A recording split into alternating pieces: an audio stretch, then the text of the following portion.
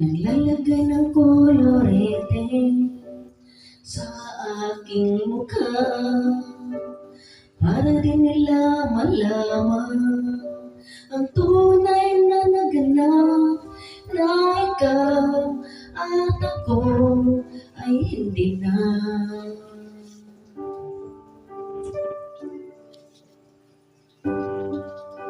Hiling sa'yo pa ang mga ngiti para di halata. Damdamin ko'y pinipigil, sa loob umiiyak, dahil ikaw at ako ay hindi na. At ang hirap, magpapanggap pa ba ako